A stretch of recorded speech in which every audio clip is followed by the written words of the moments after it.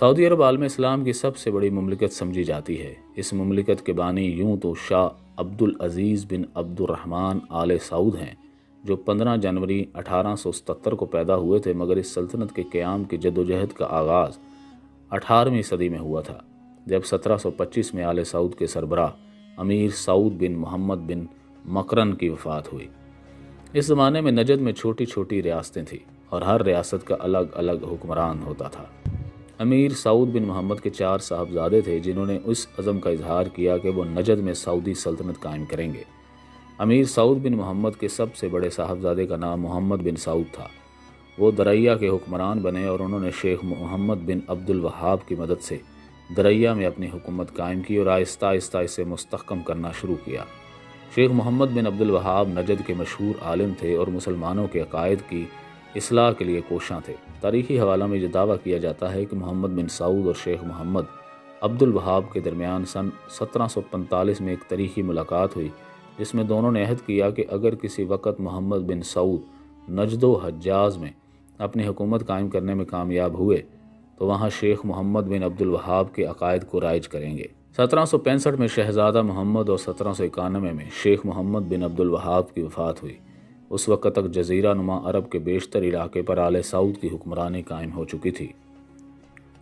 شہزادہ محمد کے بعد امام عبدالعزیز علاقے کے حکمران بنے، مگر 1803 میں انہیں قتل کر دیا گیا۔ امام عبدالعزیز کے بعد ان کے بیٹے سعود حکمران بنے، جو 1814 میں وفات پا گئے۔ سعود کے بیٹے عبداللہ ایک بڑے عالم دین بھی تھے۔ ان کے دور حکمرانی میں ان کے علاقے کا ایک بڑا حصہ ان کے ہاتھ سے نکل گیا اور دریا سلطنت عثمانیہ کے زیر نگیں آ گیا۔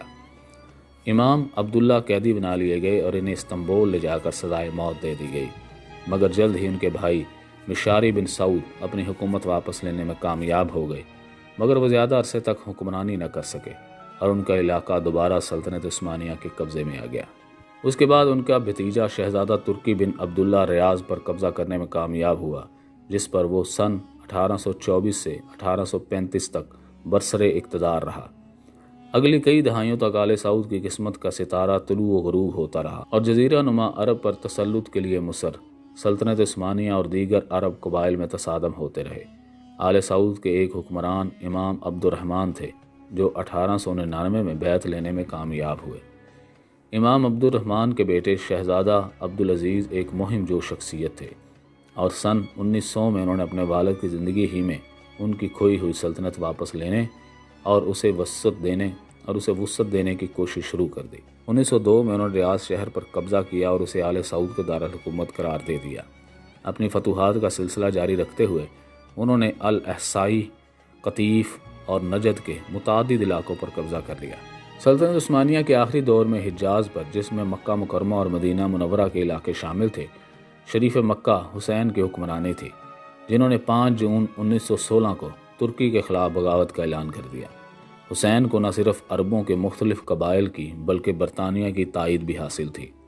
7 جون 1916 کو شریف مکہ حسین نے حجاز کی آزادی کا اعلان کیا۔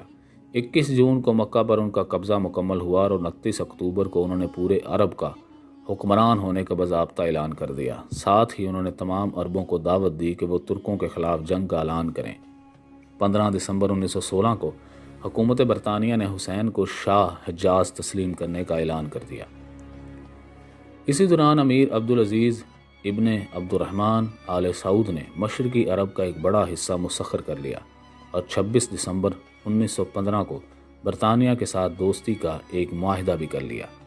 5 ستمبر 1924 کو انہوں نے حجاز کو بھی فتح کر لیا۔ عوام نے امیر عبدالعزیز کا ساتھ دیا اور شریف مکہ شاہ حسین نے حکومت سے دستبردار ہو کر اپنے بیٹے علی کو شاہ حجاز بنا دیا، مگر امیر عبدالعزیز کی بڑھتی ہوئی پیش قدمی کے باعث انہیں بھی اپنا تخت چھوڑنا پڑا۔ 13 اکتوبر 1924 کو شاہ عبدالعزیز نے مکہ معظمہ پر بھی قبضہ کر لیا۔ اس دوران شاہ عبدالعزیز کی پیش قدمیاں جاری رہیں۔ 5 دسمبر 1925 کو انہوں نے مدینہ کا اقتدار حاصل کر لیا۔ 19 نومبر 1925 کو شریف مکہ علی نے اقتدار سے مکمل دستبرداری کا اعلان کیا اور یوں جدہ پر بھی آل سعود کا قبضہ ہو گیا۔ 8 جنوری 1926 کو شاہ حجاز عبدالعزیز ابن عبد الرحمن آل سعود نے ایک خصوصی تقریب میں مملکت نجد و حجاز کی مکمل اختیارات سنبھالنے کا اعلان کیا۔ 20 मई 1927 کو برطانیہ نے تمام مقبوضہ علاقوں پر جو اس وقت مملکت حجاز و نجد کہلاتے تھے عبدالعزیز ابن سعود کی حکمرانی کو تسلیم کر لیا۔ 23 ستمبر 1932 کو شاہ عبدالعزیز ابن سعود نے مملکت حجاز و نجد کا نام تبدیل کر کے المملکت العربیہ السعودیہ رکھنے کا اعلان کر دیا۔